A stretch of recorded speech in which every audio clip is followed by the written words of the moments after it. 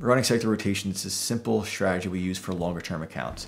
Most people assume a longer term account is like the retirement account, which in theory it is, but from a tax standpoint, we use our taxable accounts because we're holding these longer term, we're not actively trading them. So there's no sense in parking these in longer term accounts like retirement accounts. Then you have the tax benefit to trade a little more actively. So first off, we start off with a taxable account, and we start by buying one of each of these 12 ETFs. You know, if someone with a $2,000 account could start this, and then we recommend starting a weekly savings, whether it's $100 a week, $50 a week, whichever amount you can afford.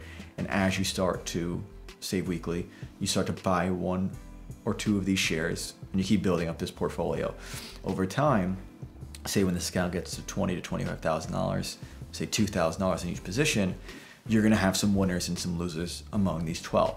So in this little screenshot, if we're using today as the example, with energy leading being up 6% and healthcare being basically flat on the day, if say this was a year later and you're up 6% in VDE and you're break even on VHT, had a rebalance, as you would sell some of your best winner, which is VDE, and you would take the proceeds and you'd add them back to the healthcare sector, and you just keep repeating this process. What most new people tend to do is they do it in reverse, where they chase the one that's up the most. We could think of maybe tech or biotechs recently, and then they sell their losers, which would be energy presently. So we do it reverse. We're always selling a little bit of the winner. We're taking some money and putting it back into the worst performing sector, and we just keep rinse and repeating that wheel. So this is a strategy that we set up, again, in a taxable account, not in a retirement account.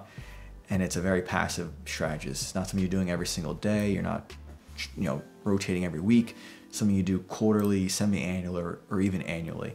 Again, if we have more questions on how we set this up, you can always comment the questions below or message us and we can dive a little bit deeper.